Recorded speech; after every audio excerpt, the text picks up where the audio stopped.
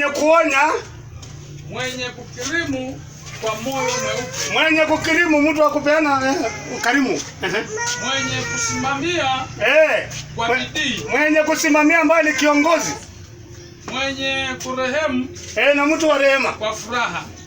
Sasa angalia hapa, huyu ni Mungu mwenyewe. Baada ya kuichagua kanisa hakuiacha.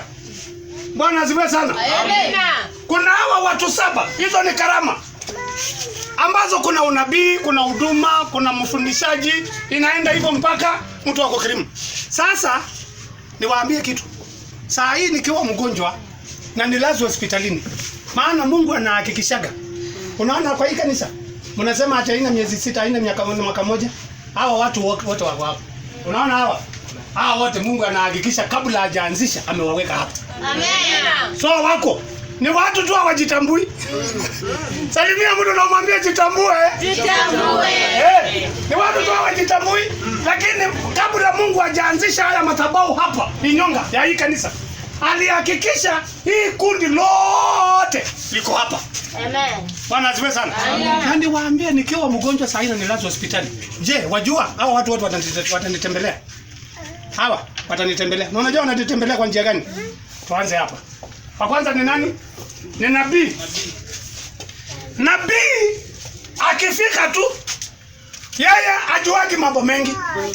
Mama, kuna dhambi ulitenda. Anajuaga black and white. Hakuna kitu kingine. Mungu hawezi kukuachilia hivi. Ni dhambi ulitenda. So naomba nikuombee toba. Na yeye ana mambo mingi. Hata pesa anaweza kukosa kukupatia. Lakini anahakikisha amekuunganisha na wapi? Na mbingu. Na yeye amemaliza kazi yake. Na amemwacha mgonjwa hivyo, hata hajamuoshia nini whatever, amemwacha hapo. Wa pili,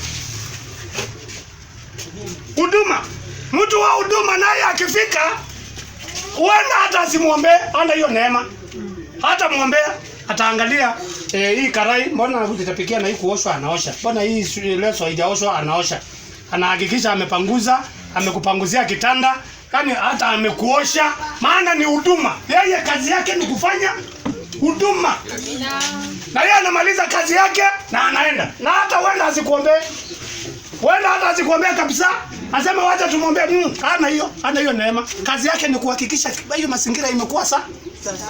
Hebu uliza mwenzako yako hapa kanisani ni gani? Mwenye kufundisha, mwalimu, teacher.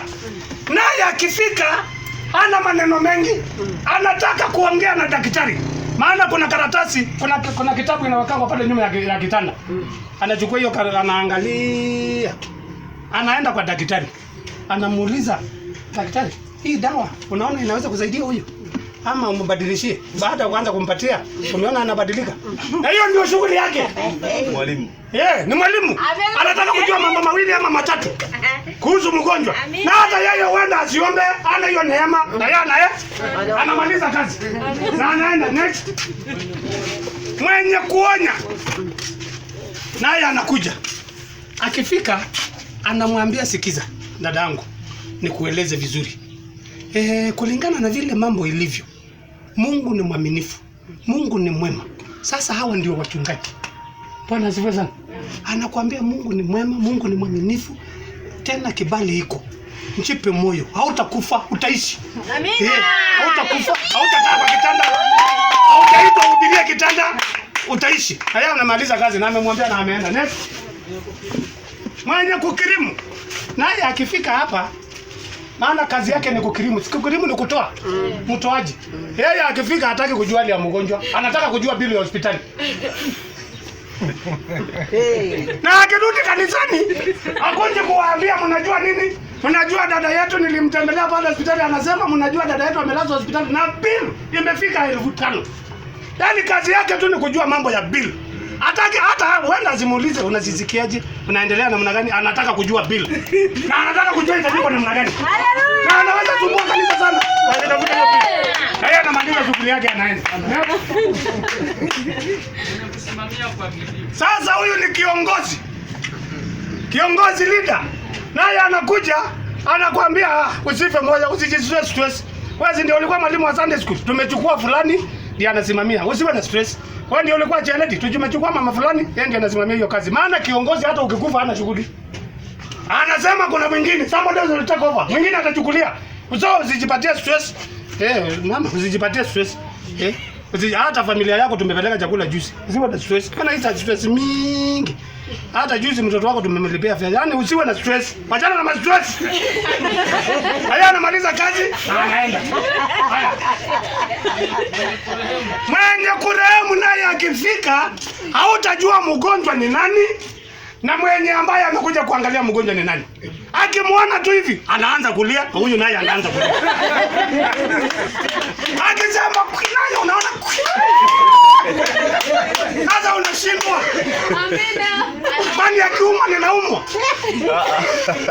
Na hiyo ndio kazi ya.